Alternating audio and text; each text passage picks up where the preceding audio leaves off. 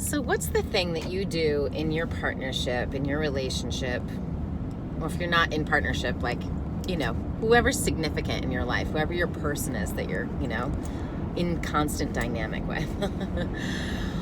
What are the things that you do to scaffold it, make it so that your interaction is more comfortable for you, or your way of being together is more comfortable for you?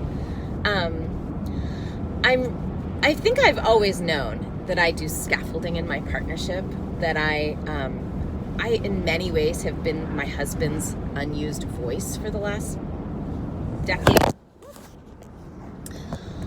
And I'm just now recognizing, because he's having his voice, because he's taking up all the space that's his to take up, and he's embodying himself and his reality in such a totally rich and amazing way, and it's like overnight and it's blowing my mind. But the reality is he's speaking for himself, and I took it on. It wasn't something he ever asked me to do, but I spoke for him for a long time, made it more comfortable for me to have him be heard, have his voice, to have his truth be represented, even if he wasn't able or willing to share it himself, And I've spent years engineering this, I don't know, I think of Burning Man, I don't know, structure around him where I, hold up, speak to,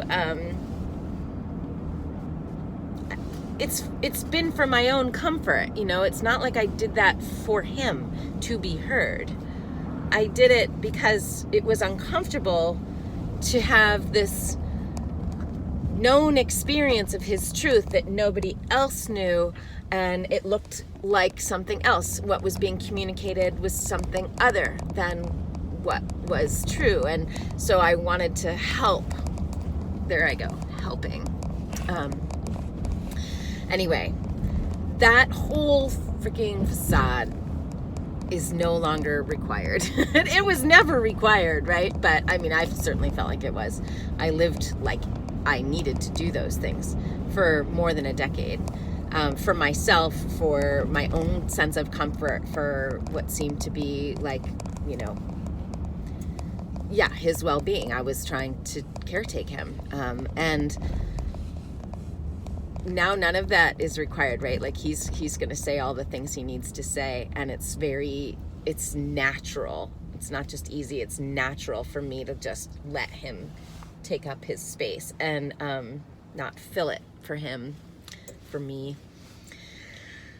And it's a mind blower. It changes who I am in the world and what I do with my energy and how so it just makes me wonder, where else and what else do I do this in my life, and how else do I do this in my life? And so I'm teeing it up for you, what are the things that you scaffold? What are the things that you feel like you gotta do to make it so, to make it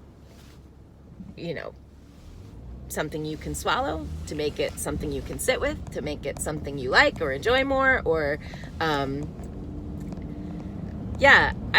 going through a process of actually feeling a lot of feelings around that, some sadness, for this girl who felt like she needed to do that for a long time. Anyway, I won't get into all the nitty-gritty of what I'm feeling. It's making me want to share that, for the possibility of somebody else to be like, where do I do that in my relationship? Where am I, building up or holding up, or, and do I, what's it serving to do that?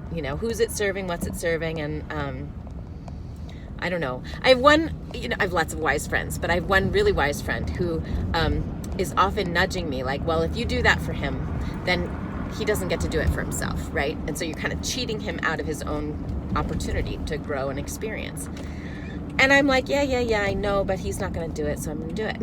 I think that's what I've been doing for 10 years. Anyway, she's been right all along.